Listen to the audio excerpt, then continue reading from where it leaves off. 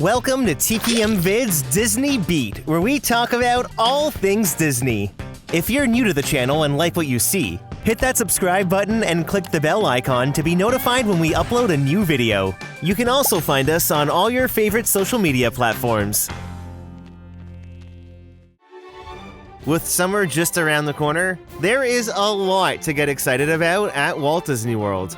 From new shows to Cool Kids Summer, an opening date for Disney Starlight, test track updates, and even some attraction closures, there is a lot happening. So sit back as we count down 10 new attractions, updates, and changes coming to Walt Disney World this summer. Number 10. Nights at Magic Kingdom are about to get that much brighter with Disney Starlight because we finally have an opening date. Mark your calendars for July 20th because that will be the grand debut of the new nighttime parade. Now, I was invited to the Cool Kids Summer Media event at Walt Disney World, and there were a lot of details shared about Disney Starlight. We got a peek at Mickey, Minnie, and Goofy's sparkly new Disney Starlight outfits, which are going to be perfect. The new merch for the parade was on display, and we also got a sneak peek of the soundtrack. Now, music is such a big part of the Disney parks, and they've composed a fully original theme song for the parade. It really evokes that grand, sweeping orchestral sound that's synonymous with Disney. Although there are some melodic Easter eggs to past park music, the sound is kind of reminiscent of Spectral Magic. Take a quick listen.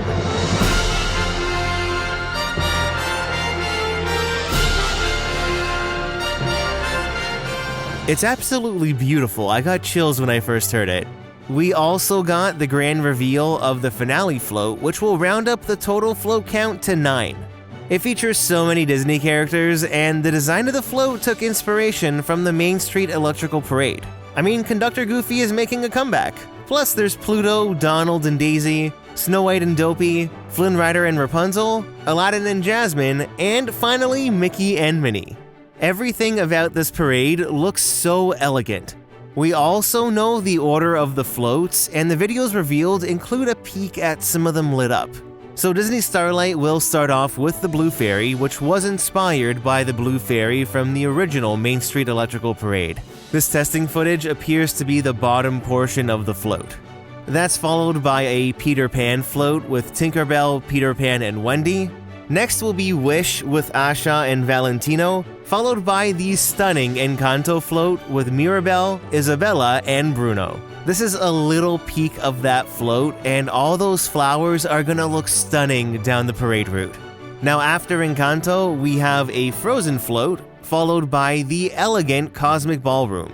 Here, the 4 sets of royal couples will be bookend with royal court dancers. After that, we'll see Coco with Miguel, Dante, and a giant Pepita, followed by Moana.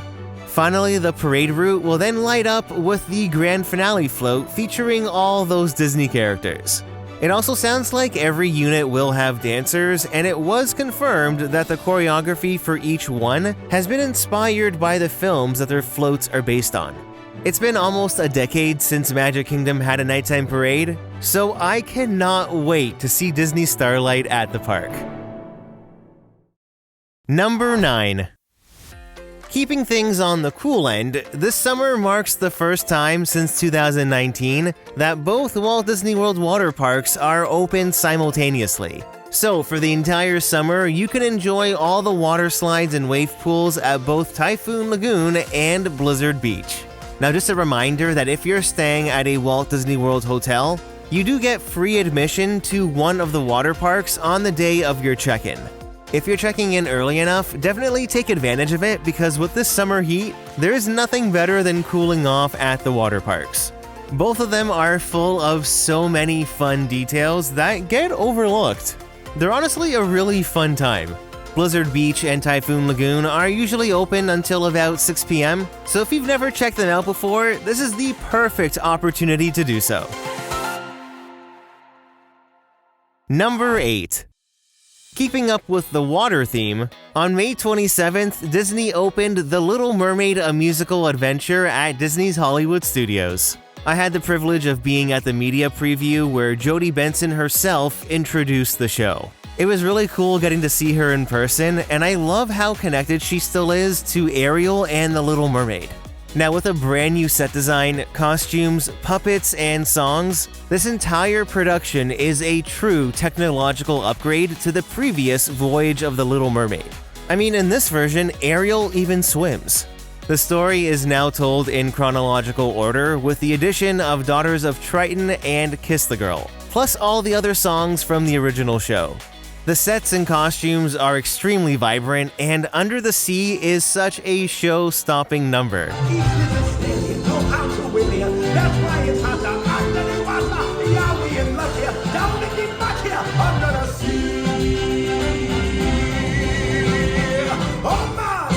If you noticed, Disney even composed original orchestrations of the songs that add a bit more pizzazz to them, so it's not just ripped from the movie. I really enjoyed the show, not only because of the music and technical elements, but there is so much skillful puppetry. From Ariel's fin to swimming fish in Under the Sea, right to the flamingos and frogs in Kiss the Girl, the show is full of so much life.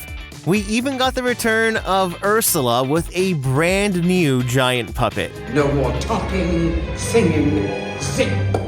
To help with scene transitions, a lot of digital effects were used, and they actually 3D scanned the Ursula puppet and then animated that to seamlessly blend the two together. Also, the battle between Ursula with Eric and Ariel is pretty epic.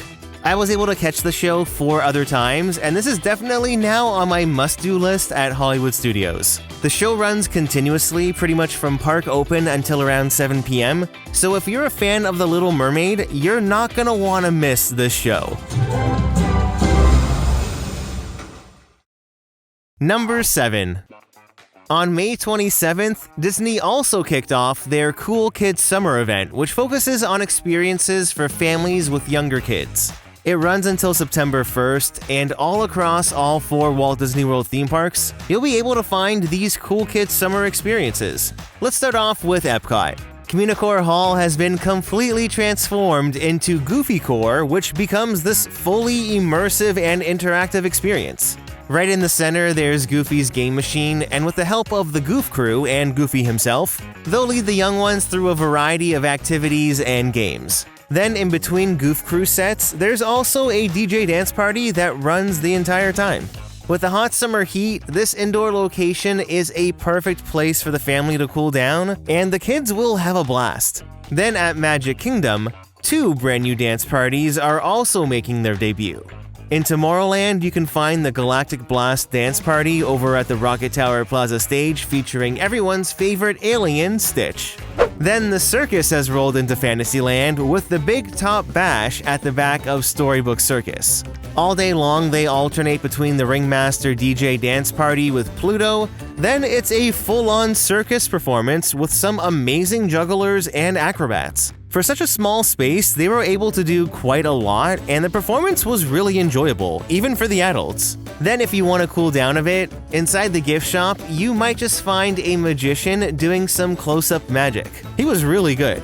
It might be a cool kid summer, but I always love a good magic show. No matter what, I am stopping to watch. Is the P underneath shell 1, 2, or 3? Which one is it?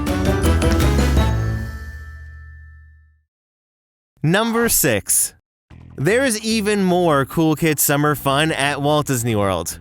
Over in Discovery Island at Animal Kingdom, you can catch the Celebration Sing-Along with the Dino Institute intern. Then in Animation Courtyard at Hollywood Studios, you can find Get Animated. I hadn't seen Animation Courtyard this lively in a long time, and it was so nice to see. There are tons of characters just walking around and also meeting for photo ops. You can color with Clarabelle Cow, watch jump ropers and clowns, and there's even some Streetmosphere entertainment with... I'm Annie Mater. I'm one of the animators here. Okay, get it? Animator. Yeah, I know.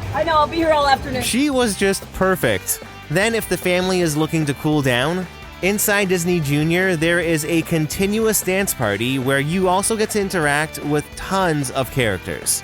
This includes Mickey Mouse, Timon, Vampirina, Doc McStuffins, and Pluto. Again, all the kids in here were having a blast, and it's a perfect place for them to just let off some steam and jump around. Also, getting this opportunity to meet the characters in such a casual way is really nice, especially if you have little ones who aren't quite comfortable with the characters yet. It's very relaxed, and it's a much less intimidating atmosphere. Get Animated and all the other Cool Kids summer activities run until September 1st. Number 5. Over at Epcot, June 4th marked the official grand opening of the new bar Geo 82. From World Celebration, you can see the shimmers of light from the chandeliers, then as soon as you step into the lobby, this sophisticated space draws inspiration from Spaceship Earth. The design incorporates geodesic shapes and textures everywhere. It looks really nice, and the main bar space looks exactly like the concept art. Now, unlike other bars at the parks, Geo 82 is an adults-only space limited to guests aged 21 and older, with space inside being extremely limited. Reservations are required, so you'll need to be quick and snag a reservation if you want to visit. The menu includes small bites and a bunch of different specialty cocktails, which all sound and look delicious. I cannot wait to try some of them. Also, if it's your thing, they also have a fireworks package which includes light bites and sweets, as well as champagne and exclusive cocktails. Geo 82 might be a different experience than other bars at the parks, but I think this kind of sophistication feels right at home here at Epcot, and I think it fits in well with World Celebration. Number 4. The second new stage show to debut at Disney's Hollywood Studios is Disney Villains Unfairly Ever After. Once you enter the Sunset Showcase, the entire space has been transformed into a full-fledged theater. It's wild to think that it used to look like this, and there are now very comfortable seats, I might add. So what you see is what you get.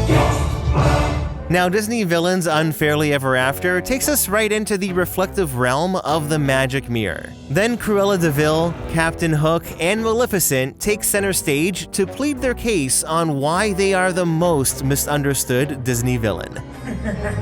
Captain Hook at your service. No, of course, that black Peter Pan gets all the attention. It's a curse to be so famously misunderstood. Everyone thinks they know you. Oh, hello, darling! I suppose you could say that the happily ever after of Princess Aurora was my doing.